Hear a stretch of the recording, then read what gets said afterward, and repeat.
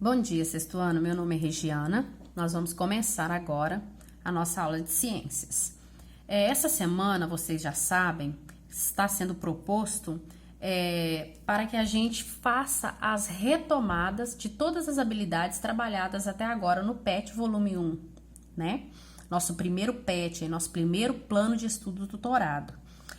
Levando em consideração essas retomadas, nós já fizemos ontem, né, na nossa última aula, nós já fizemos uma videoaula explicativa, um aulão, em que nós relembramos todas as características das esferas do planeta Terra. Nós falamos sobre a hidrosfera, sobre a atmosfera, sobre a geosfera e sobre a biosfera.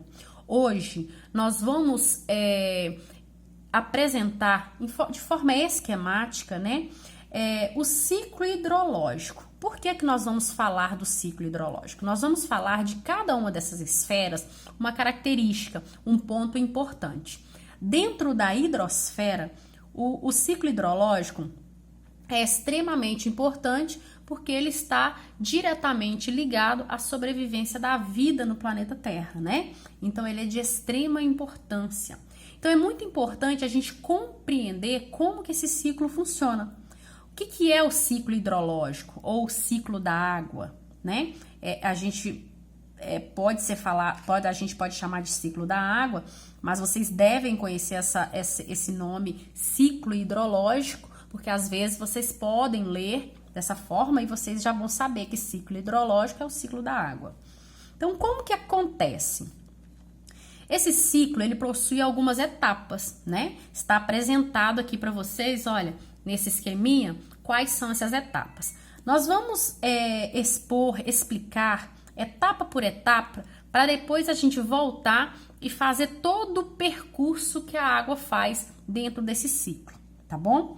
Então, vamos começar imaginando a água que a gente tem na superfície terrestre. Quais são esses corpos de água presentes aí na superfície do planeta Terra? A gente tem oceanos, a gente tem lagos, a gente tem rios, a gente tem córregos, lagoas, inúmeros outros corpos de águas menores, né?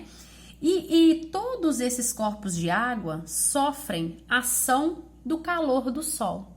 Então, o raio do Sol, quando ele chega no planeta Terra, ele incide sobre toda a superfície e, inclusive, sobre os corpos de água.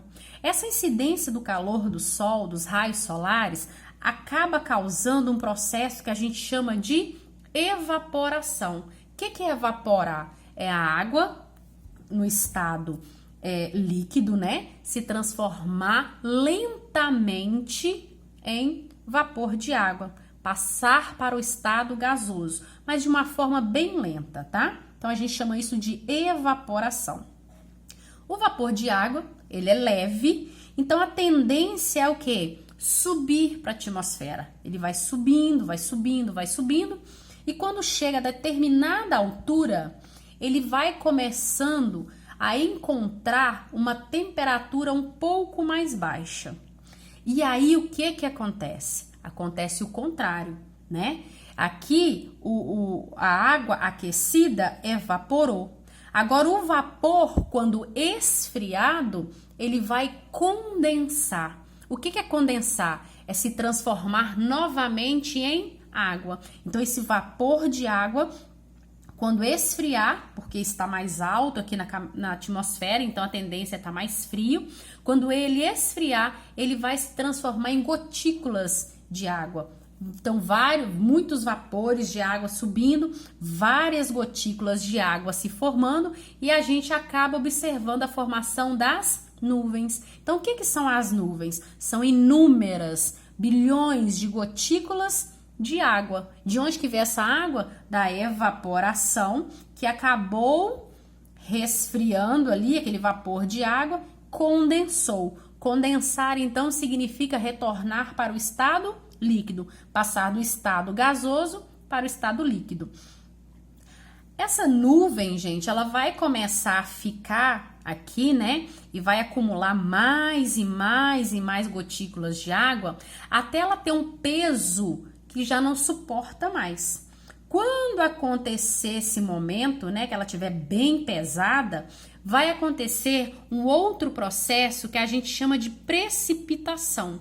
As gotículas de água já são tantas nessa nuvem que elas já vão começar a precipitar, elas vão começar a cair e acaba retornando para a superfície terrestre, tá? Normalmente, o que vai acontecer com essa chuva? A chuva vai cair, parte dessa água vai infiltrar, né? Infiltrar, vai passar toda aqui dentro, vai infiltrar no subsolo e vai acabar formando aqui os lençóis freáticos. Parte dessa água vai escoar e vai voltar novamente para os oceanos, para os rios, para os lagos, né? Então a gente tem, e novamente essa água vai evaporar e vai mantendo o ciclo. Uma característica bem importante é que os seres vivos também eliminam vapor de água. Olha que interessante. Vocês estão vendo algumas árvores aqui, né? Alguns pinheirinhos desenhados representando as árvores. E o que acontece? Os vegetais, eles apresentam um processo chamado de transpiração vegetal. O que é a transpiração vegetal? É a eliminação de água, do excesso de água, através das folhas. Então, elimina essa água, ela sai, né, em forma de vapor e também vai subir e formar as nuvens lá em cima quando encontraram a temperatura mais baixa. Então, olha, através da evaporação, que é a transformação da água em vapor de água de forma lenta, através da transpiração vegetal, a gente vai ter a formação das nuvens. Por que as nuvens se formam? Porque o vapor de água acaba sofrendo um processo que a gente chama de condensação. O que é condensar? É voltar a ser líquido, é voltar a ser água líquida, é sair da fase gasosa e voltar para a fase líquida. Então aqui a gente vai observar a formação das nuvens, né? Cada vez mais cheias de gotículas de água. Vai chegar um momento que as massas de ar que estão aqui de baixo já não conseguem mais suportar o peso da nuvem porque ela está muito carregada e essas gotículas vão acabar caindo, retornando aqui para o ambiente, para a superfície terrestre, em forma de precipitação. É importante falar dessa precipitação, que ela pode acontecer de várias formas, né? Ela pode acontecer no formato de chuva, que é o mais comum que a gente vê, no formato de neve, depende da temperatura ambiental no momento, e no formato do gelo, que é o granizo, que a gente costuma ouvir falar, né? Choveu granizo. Que são aquelas pedras de gelo, depende também da temperatura, do clima do momento. Então, gente, olha só, quais são as etapas do ciclo da água? A gente tem a evaporação e a transpiração vegetal, que vão levar vapor de água para a atmosfera. Lá em cima, esse vapor de água, ele vai encontrar uma temperatura mais baixa e ele vai voltar a ser água. Vai começar a se acumular várias gotículas de água na nuvem até chegar um momento que não vai suportar e ela vai cair, vai voltar para a superfície terrestre. E ela pode retornar na forma de água mesmo, né, líquida, na forma de neve ou na forma de gelo. Parte dessa água que retorna à superfície vai infiltrar e formar os lençóis freáticos, ou os lençóis de água, ou água subterrânea. A outra parte vai escoar e ser devolvida novamente para os oceanos, os rios, os lagos, outros corpos de água, tá bom? Então, essas são as etapas do ciclo da água: evaporação, transpiração, condensação, precipitação e a infiltração, ok? Agora, gente, eu gostaria de apresentar para vocês uma outra característica aqui, agora, da atmosfera terrestre. Nós falamos na nossa videoaula um pouquinho dessas características, mas eu gostaria de ilustrar um pouquinho melhor para vocês. A atmosfera, a gente pode dividi-la em camadas. Nós falamos lá na nossa videoaula, né? Então, olha que bacana, olha. Nós temos uma primeira camada, que é essa camada aqui, olha, azulzinha, que a gente chama de troposfera. Depois a gente tem aqui, ó, logo acima da troposfera, a estratosfera. Depois a gente tem a mesosfera, a termosfera e a exosfera, que já é a parte que vai fazer limite lá com o espaço.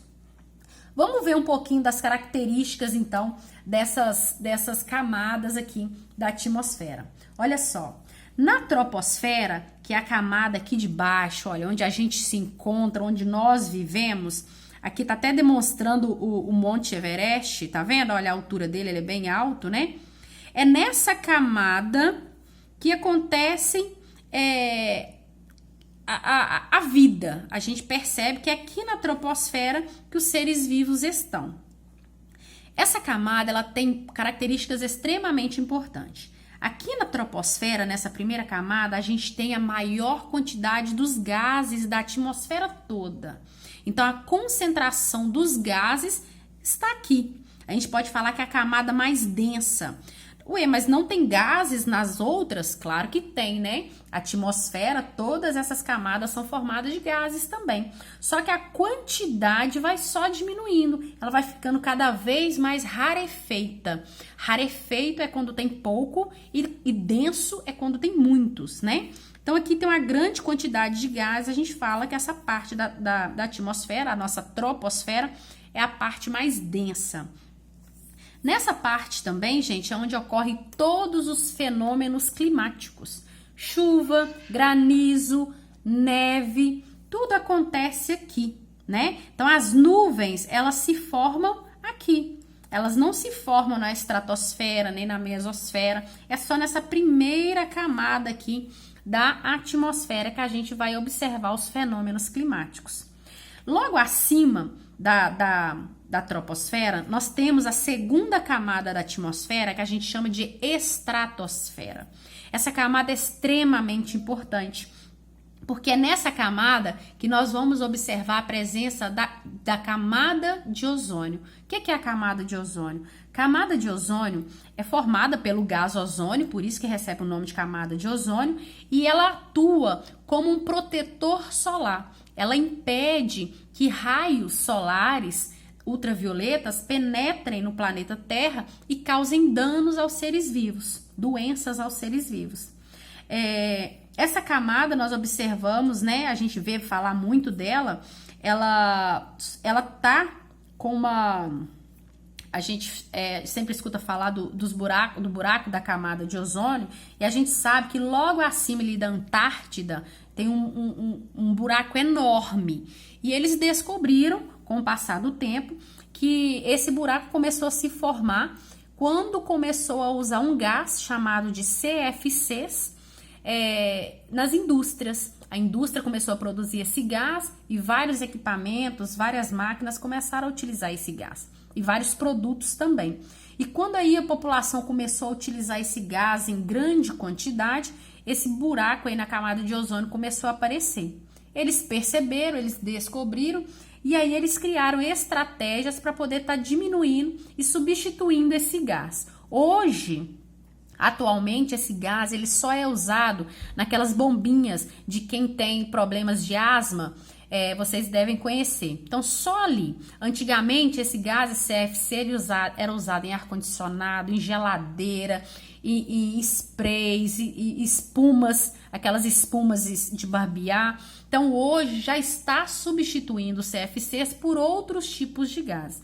Mas acabou sendo um problema do mesmo jeito, porque os outros gases que eles estão utilizando não destroem a camada de ozônio, mas intensificam o efeito estufa, né? Causam aquecimento global. Então, resolveram um problema e criaram outro. Mas estão ainda pesquisando, né? Os cientistas continuam fazendo as pesquisas para tentar resolver essa situação, criar gases que possam ser usados nesses produtos e que não causem efeitos tão nocivos para o planeta Terra.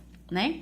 Então, olha só, gente, continuando. Então, a primeira camada, a troposfera, a segunda, a estratosfera, a terceira camada é a mesosfera, meso de meio, ela tá no meio mesmo, é a terceira camada. Essa camada, ela tem uma característica bem bacana, que é a camada mais fria do planeta Terra. E é aqui nessa camada que a gente percebe, que a gente vê o que a gente chama de estrela cadente. Na verdade, a estrela cadente não é uma estrela, né? É algum corpo que está, algum fragmento espacial que está entrando no planeta Terra. Normalmente são pedaços de gelo, né? Que vem do espaço, entra. E aqui acontece aquele processo de combustão, porque já tem a presença um pouquinho do oxigênio aqui, e é preciso o oxigênio para acontecer a combustão. Então a gente vê aquele brilho comprido, a gente chama de estrela cadente, mas na verdade é quando esses corpos estão atravessando aqui a atmosfera e chegam nessa parte aqui da mesosfera. Logo acima da mesosfera, a gente tem a termosfera. O nome significa, esse nome significa temperatura mesmo, alta temperatura. É a parte mais quente da atmosfera.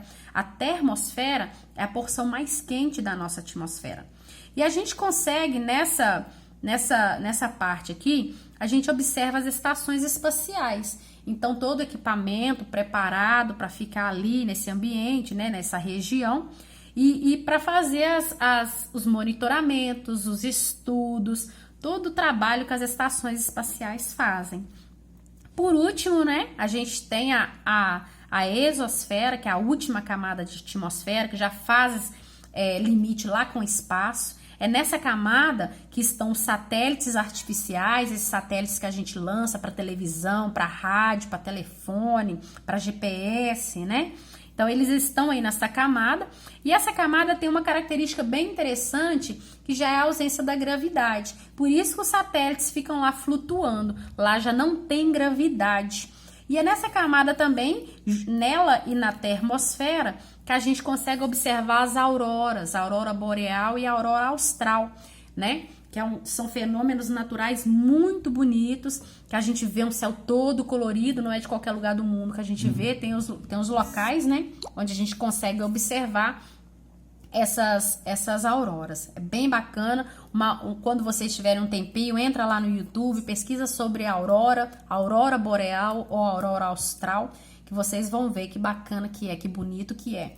E na verdade, né, são os raios solares que acontecem umas reações químicas, uns efeitos, né? E a gente consegue ver essa difração das cores. É bem bacana, tá, gente? Então, vamos relembrar aqui, olha. Camadas da atmosfera. 5 camadas. Vamos começar da primeira, aquela que a gente está nela, onde a gente vive. A troposfera. Logo acima da troposfera, a estratosfera, onde tem a camada de ozônio. Logo acima da estratosfera, nós temos a mesosfera, que é a camada do meio, meso de meio, e a camada mais fria da atmosfera. Acima da mesosfera, a gente tem a termosfera, que é a camada mais quente. E logo depois da termosfera, nós temos a estratosfera, que é a camada que limita com o espaço, né? E é onde a gente vai observar a presença ali dos satélites artificiais e ficam ali orbitando o planeta Terra. Então, gente, por hoje é só. Nossa próxima aula, nós teremos mais uma aula dessa, esquemática, e nós vamos falar da geosfera e da biosfera, tá bom? Então, até a próxima aula. Bons estudos para vocês. Qualquer dúvida, pode colocar lá no chat. Nosso chat vai estar aberto. Pode colocar no nosso grupo de WhatsApp, que eu tô aqui à disposição de vocês. Obrigada, pessoal!